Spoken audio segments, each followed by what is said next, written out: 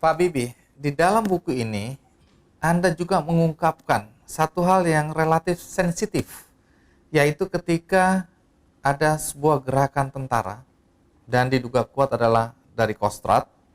Kemudian Pangap, waktu itu Pak Wiranto melaporkan kepada Anda bahwa ada gerakan tentara dari Kostrad ke istana dan juga ke kawasan Kuningan di rumah Anda. Dan rumors yang muncul waktu itu adalah gerakan kudeta yang dipimpin atau dikomandani oleh Prabowo Subianto sebagai Pangkostrat. Anda mendapatkan laporan itu dari Pangap. Reaksi Anda waktu itu bagaimana? Reaksi saya adalah saya memberikan petunjuk kepada Pangap untuk segera sebelum matahari terbenam Pangkostrat diganti. Dan kepada penggantinya ditugaskan untuk segera mengembalikan semua pasukan-pasukan Kostrad ke tempatnya masing-masing. Di buku ini Anda perang batin. Anda menduga-duga apakah laporan ini benar atau tidak. Kemudian Anda berkesimpulan, ya benar, ada upaya kudeta. Bagaimana Anda bisa secepat itu memastikan bahwa memang laporan itu benar? Pertama, saya tidak berasumsi adanya kudeta. Tapi Saya berasumsi bahwa adanya gerakan yang tidak sesuai dengan struktural. Kan saudara harus tahu bahwa kepada saya disampaikan oleh Pak Harto bahwa dia mau mengundurkan diri hari Sabtu. Padahal dipercepat. Saya lagi rapat dengan sidang ad hoc paripurna bagian ekonomi dan 4 Mengku di Kuningan. Nah, Pak Wiranto datang mau bertemu dengan saya. Saya tidak mau diganggu karena saya konsentrasi memikirkan keadaan dan saya membuat catatan-catatan apa yang harus dilaksanakan ada dalam buku itu. Nah, sekarang keesokan harinya waktu saya terima Pak Wiranto, Pak Wiranto itu mendapat petunjuk dari saya. Segera diperhatikan bahwa tidak ada yang boleh bertemu dengan saya tanpa koordinasi dengan Anda. Memang waktu karena Pak Prabowo itu mungkin ya dekatlah dengan presiden. Jadi dia normal saja masuk ke presiden. Kata bapaknya kan, bapak mertuanya normal saja, wajar, tidak bisa disalahkan. Nah, tetapi makin lama makin naik, makin lama tentunya ya tidak sesuai lagi dengan Sumpah Prajurit. Itu saya harus koreksi. ya. Koreksi itu ada petunjuk. Nah, sekarang yang penting adalah Pak Wiranto itu waktu datang bertemu dengan saya. Pagi-pagi, dia belum melaporkan, dia bilang, Pak, saya mau laporkan sama Bapak, saya mendapat kepres. Mengapa? Kalau keadaannya membutuhkan, misalnya terjadi Chaos. maka beliau dengan kepres itu bisa bertindak untuk mengamankan bangsa. Seperti Super Semar. Seperti Super Semar. Terus Anda bilang apa? Saya bilang, pertama, saya terkesan orang ini jujur. Mengapa begitu? Karena waktu saya Menteri Riset dan Teknologi sedang sholat Id di Masjid Istiqlal.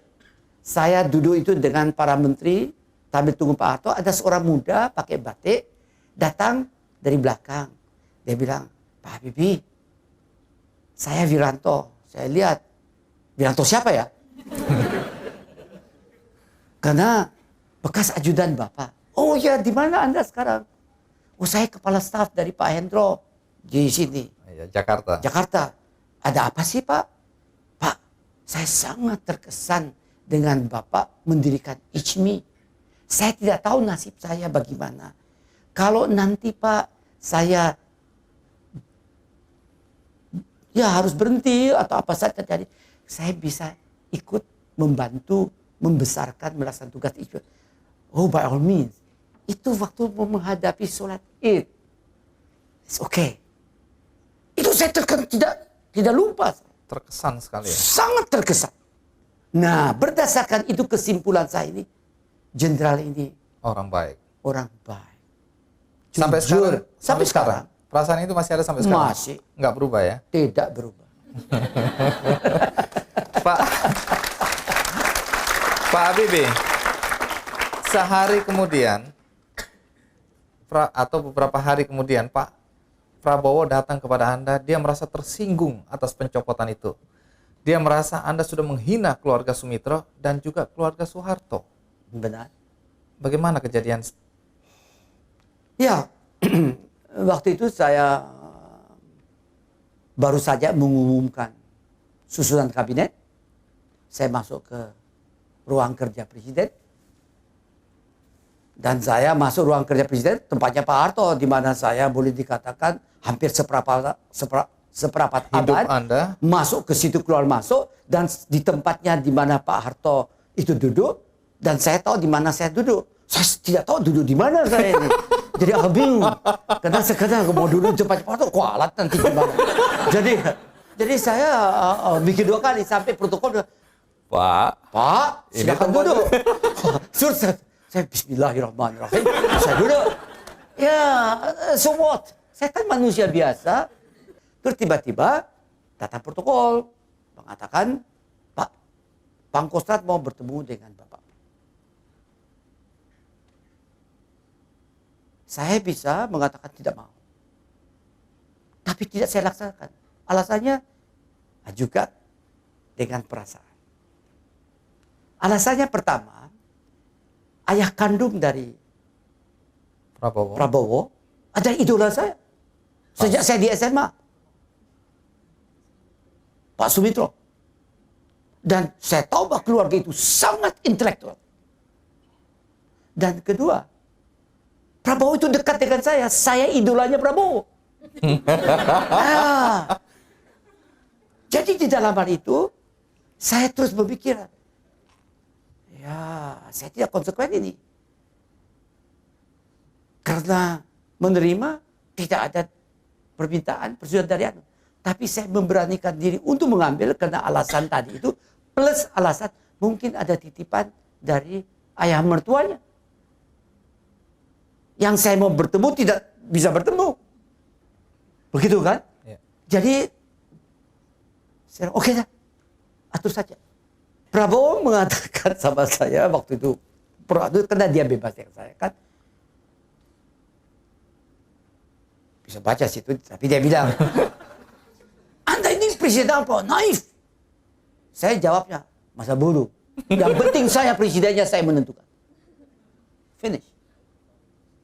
Dan bagi saya tahu banyak yang mengatakan, Habibie kan tukang aja belum bisa buat kapal terbang. Dan tadi mejanya penuh dengan kapal terbang. Teknologi. Yang lain dia nggak ngerti itu. Nah, itu bagi saya mungkin keuntungan. Pak Habibie. Jadi tidak saya merasa dihina. Tidak. Wah, untung dong. Pak Habibie, Anda membebaskan tahanan politik